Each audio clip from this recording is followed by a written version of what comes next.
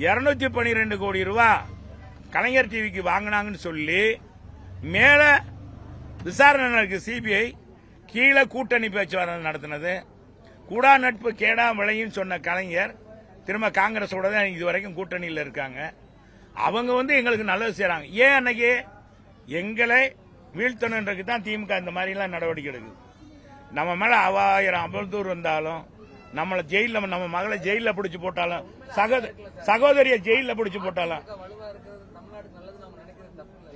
அது நினைச்சா இது மாதிரி வழக்கு போட்டுக்க மாட்டாங்களே. எங்க அம்மா மேல போய் வழக்கு போட்டுக்க மாட்டாங்க. அத்தனை பிறல் சாட்சி ஆக்கியிருக்க மாட்டாங்க. கர்நாடகத்துக்கு கொண்டு இருக்க மாட்டாங்க. இவங்க மேல எல்லாம் எப்படி போடுறது? விஞ்ஞான ரீதியாக ஊழல் பண்ண கட்சின்னு சர்க்காரியா கமிஷன் 69 சொல்லிட்டாங்க, 76 சொல்லிட்டாங்க. அதனால அந்த கட்சி என்னைக்கும் எங்க மேல கர்ணசனமா இருக்க மாட்டாங்க. நானும் சொல்றேன், எங்களை பொறுத்தளவுக்கு எங்களுக்கும் திமுகவுக்கும் வரப்பு தகராறுலாம் கிடையாது, நிலத்தகராறு கிடையாது, கொள்கை முரண்பாடு. எங்க தலைவரை அழிக்கணும்னு நினைச்சாங்க, அரசியல் அப்புறப்படுத்தணும்னு நினைச்சாங்க.